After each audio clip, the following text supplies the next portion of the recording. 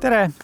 Vaatate Majandus- ja Kommunikatsiooniministeeriumi saadet Statistikaminutit, kus me räägime erinevatest statistika ja andmetega seotud teemadest. Mina olen Maarjo Lambing. Ja mina olen Karel Lember. Üks aasta hakkab jälle läbi saama. Aasta täis erinevaid sündmusi, statistikat ja statistikaminuteid.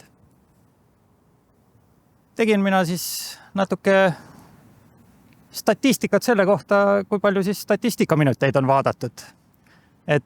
Iduettevõtluses kasutatakse sellist väljendit, et algul ei saa minema, pärast ei saa pidama, ehk majandusnäitajad, kui hästi läheb, jälgivad sellist hokikepilaadset kõverat.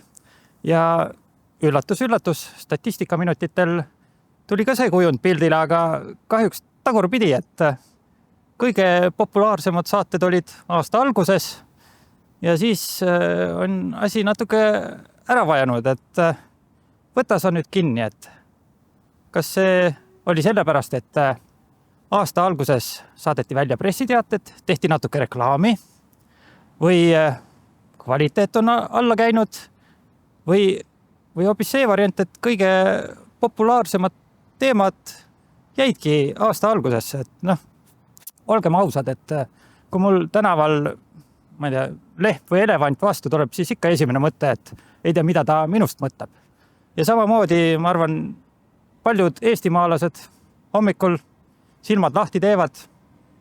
Esimene mõte peas on üks põletav küsimus, et ei tea, kuidas sellel Leedul ka läheb, et kuidas siis Leedul on läinud nüüd? Jaa, minul on küll hommikuti peas küsimus pidevalt olemas.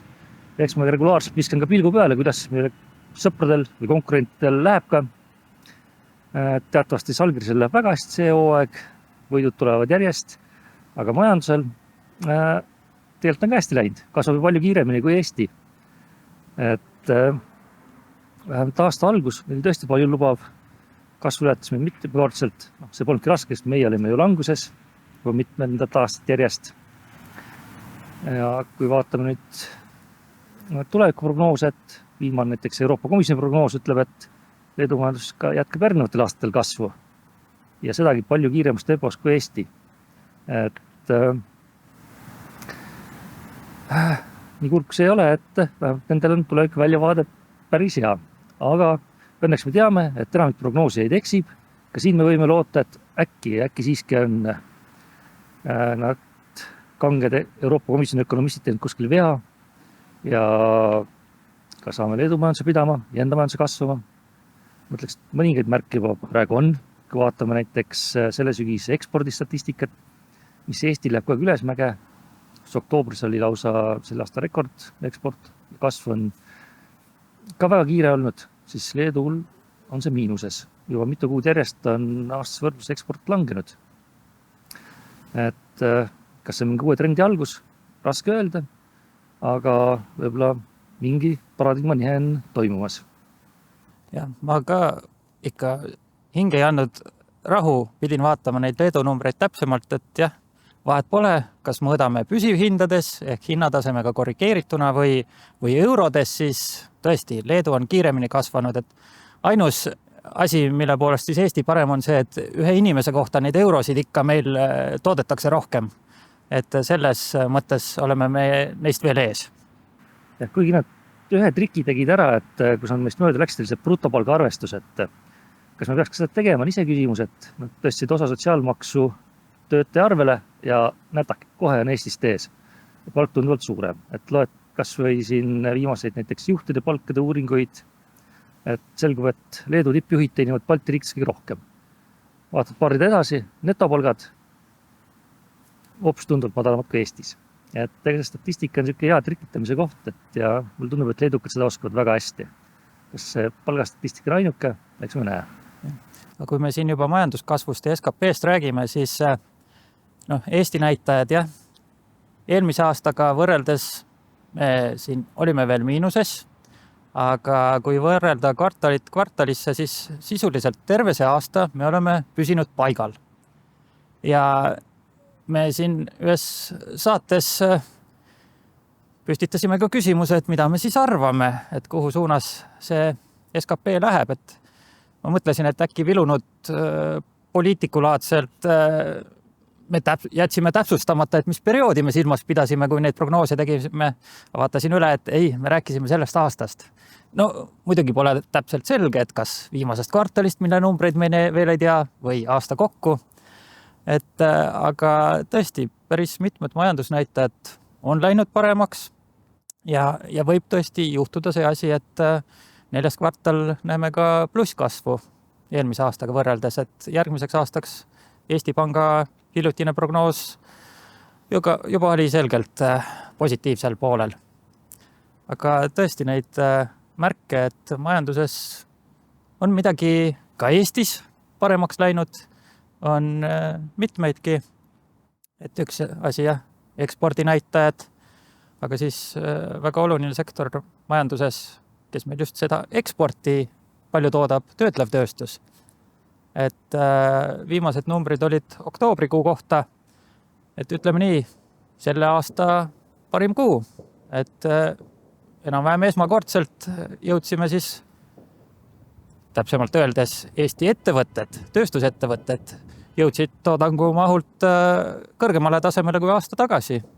Ja et see ei ole nagu mingi ühe sektori fenomen, vaid 2 ettevõtet 3 olid plussis ja kui siseturg ikkagi kiratseb veel, siis just eksport on see, mis näitab paremaid märke. Ja mis sellega haakub ka konjunktuur, et kuumast konjunktuurist me ikka veel rääkida ei saa, et see vaikselt soojeneb. Aga jällegi mitmed näitajad, viimased numbrid nüüd novembrist, mõne päeva pärast peaks ka detsembri numbrid kokku saama, jällegi aasta parim.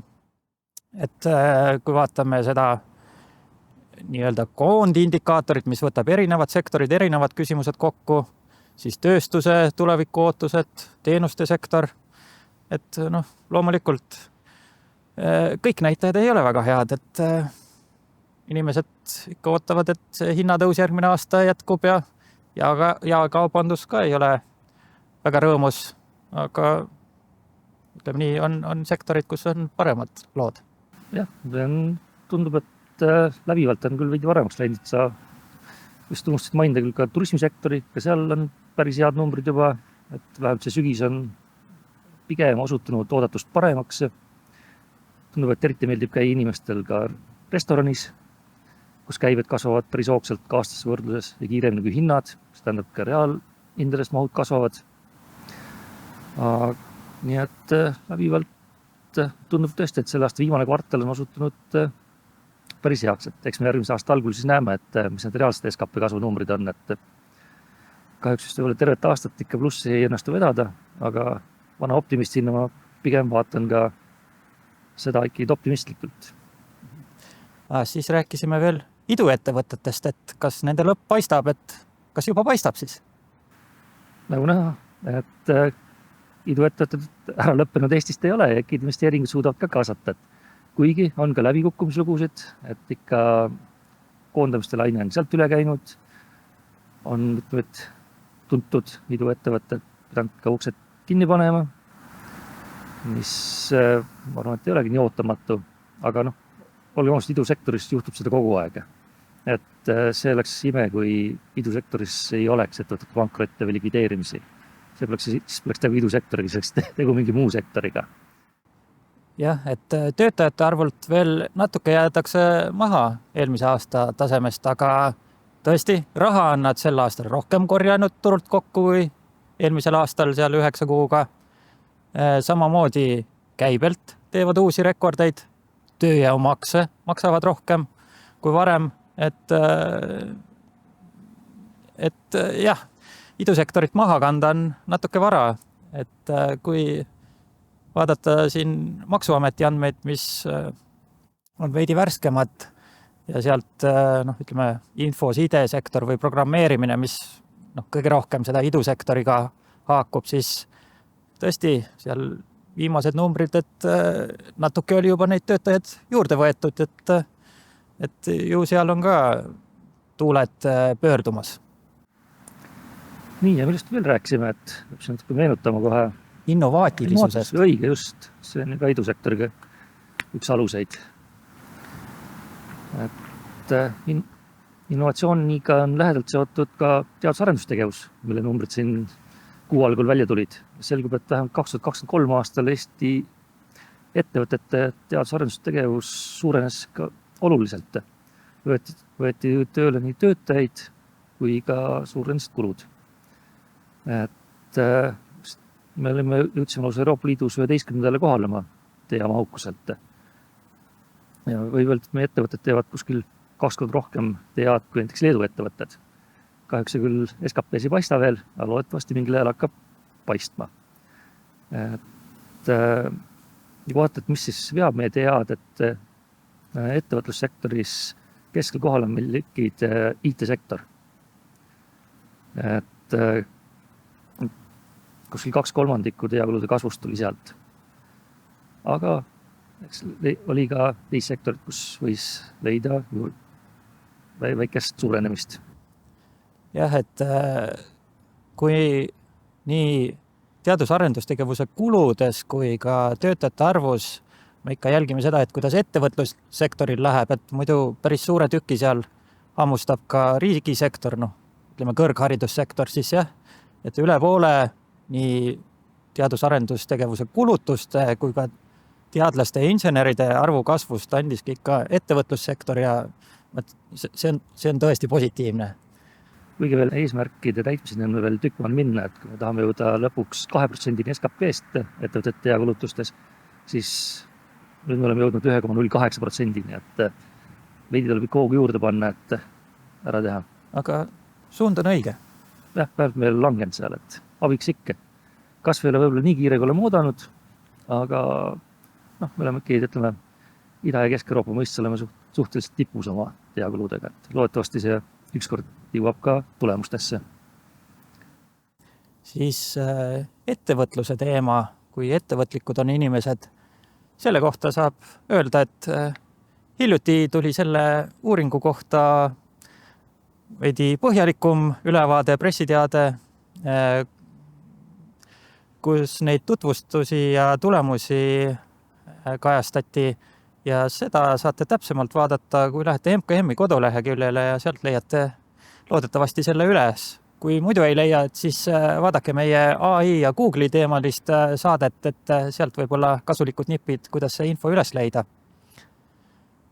Et teemasid oli teisigi, aga kuna meil on siin antud suunis, et ikka positiivseid sõnumeid edastada, siis võiks öelda, et eelmine aasta oli ikka ju täis positiivseid sõnumeid, alates sellest, et Leedul läheb endiselt hästi ja Eestil hakkab ka paremini minema. Et loomulikult on ka teemasid, kus meil on arenguruumi, et ei maksa needki maha salata. Aga kui on huvi, siis vaadake järgi ja tõstke natuke neid vaatajanumbreid. Jah, õnneks on ka talv lõpuks kohale jõudnud, kenasti käed on külmetama hakanud. Jah, et seetõttu on siin paslik lõpetada ja soovida teile ilusaid pühi ja head uut aastat. Jah, kenast pühast ka minu poolt.